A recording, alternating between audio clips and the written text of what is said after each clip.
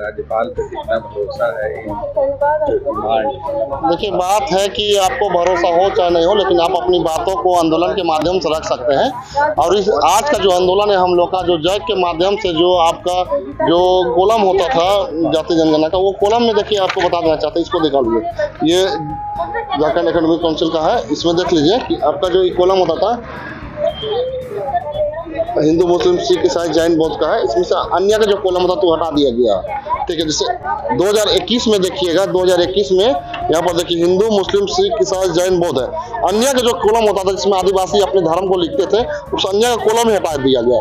इससे पुराना मांग है पर आखिर नहीं पूरा हो पा रहा। देखिए, साफ तौर से षड्यंत्र बता देना चाहते हैं कि आदिवासियों का जो हक अधिकार है, मतलब पूरा आदिवासियों को निश्चित नाबूद करने के लिए इस तरह का षड्यंत्र रचा जा रहा है। और मैं ये बताना चाहता हूँ कि इस तरह से षड्यंत्र से आदिवासी कभी डरा है ना पीछे हटेगा। अपने हक अधिकार की लड़ाई के लेकर के सदन से लेकर सड़क तक हम लोग लड़ेंगे और अपने जो भी हमारी मांग है उसको हम लोग पूरा करने का प्रयास करेंगे।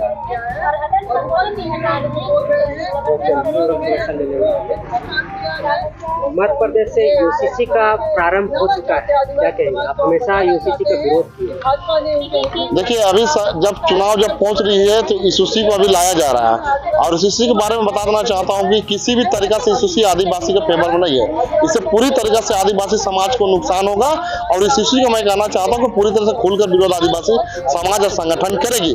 इसलिए करेगी, ये झारखंड नहीं पूरा देश आदिवासियों का है। आज में सुप्रीम कोर्ट का आदेश के अनुसार सुप्रीम कोर्ट खुद कह चुकी है कि ये देश, भारत देश, आदिवासियों का प्रथम नागरिक है। इस देश का असली मालिक है वो है आदिवासी। और यूसीसी के माध्यम से आदिवासियों का हक अधिकार को खत्म करना चाहती है, जो हम लोग खत्म होने नहीं देंगे। जनजाति सुरक्षा मंच के द्वारा 11 तारीख का रैली, उसका भी शायद आप विरोध करें? देखिए, जनजाति सुरक्षा मंच का मैंने पहले ही कहा, उससे मैं तो चैलेंज करना चाहता हूं कि आप एक बार प्रेस मीडिया के माध्यम से डिबेट में बैठ जाए। आप बैठे कि आप कितना आदिवासी समाज के हक अधिकार के लिए सड़क पर उतरे हैं, तो पता चलेगा कभी नहीं। सिर्फ ये लोग उसी समय पर आते हैं जब एक दूसरे को तोड़ना रहता है, तब ये लोग आते हैं। मैं ही कहना चाहता हूँ कि मणिपुर में हमारी बहनों को, माताओं को लंगे घुमाया जाता है, उसमें जनजाति सुरक्षा मंच कहाँ सुई रहती है? इसमें बीजेपी की सरकार है। मणिपुर में जो हमारे बहनों के साथ हुआ, मध्य प्रदेश में हमारे आदिवासी भाई के ऊपर में पेशाब किया गया विधायक, बीजेपी के विधायक के प्रतिनिधि के द्वारा, उसमें जनजाति सुरक्षा मंच कहाँ शुरू रहती है?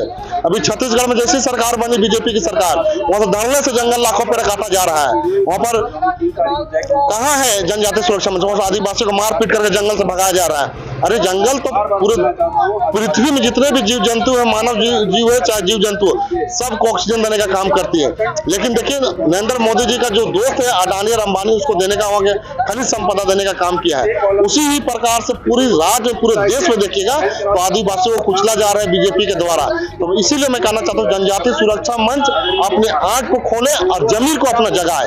ये थोड़ा सा तोड़ के राजनीति नहीं किया जाता। आपको राजनीति करना है तो आदिवासियों का हक अधिकार की राजनीति करे, और अगर आपको धरना प्रदर्शन रैली करना है तो आदिवासियों का हक अधिकार की रैली करे। उन लोग को कहना कि तोड़ने का काम आप लोग कर रहे हैं, उन लोग को जोड़ने का काम। तो मैं तो कहा ना कि बात ऐसा है कि तोड़ने का कौन काम कर रहा है, डिबेट में बैठेंगे तब तो पता चलेगा ना। आप कुछ भी किसी पर आरोप लगा दीजिएगा, हम किसी के ऊपर आरोप लगा देंगे, तो जब तक वो सामना सामने बैठेगा नहीं तब कैसे पता चलेगा? और आपने देखा सरना ईसा का काम कौन किया था? जनजाति सुरक्षा मंच किया था।